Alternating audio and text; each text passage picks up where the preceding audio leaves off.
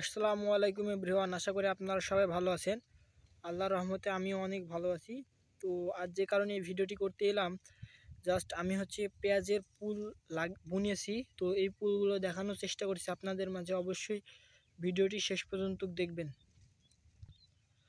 Exactly এটা আমার পুলের জায়গা, যেখানে অনেক পরিমাণে ঘাস বের হচ্ছে। তো এই যে একটা হচ্ছে পুল গাছ, এক্স্যাক্টলি মানে পেঁয়াজের যে দানাটা তৈরি হয়, এই যে আমরা রোপণ করি সেই পেঁয়াজ, এখন যে পেঁয়াজটা আমরা লাগালাম এই পেঁয়াজের পুল এখান থেকেই তৈরি হয়। তো এই যে এটা আমার পেঁয়াজের জায়গা।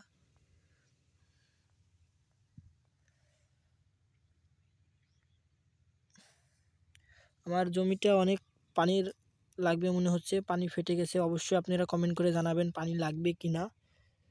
আমি একটি ভিডিওতে দেখেছি যে স্বাধীন নামে এক ভাই কমেন্ট করেছে যে ভুট্টার ভিডিও, ভাই তোমার ভয়ে পানি লাগবে, পানি পানি দাও। তো ওই ভিডিওতে আমি পানি দিচ্ছি, ওইখানে পানি চলছে আমার আজকে।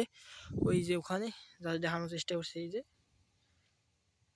যে এখানে আমার পানি চলছে। এবং আমি এই জায়গাটায় কি করব, তোমাদের একটু পরামর্শ থাকলে অবশ্যই বলবে।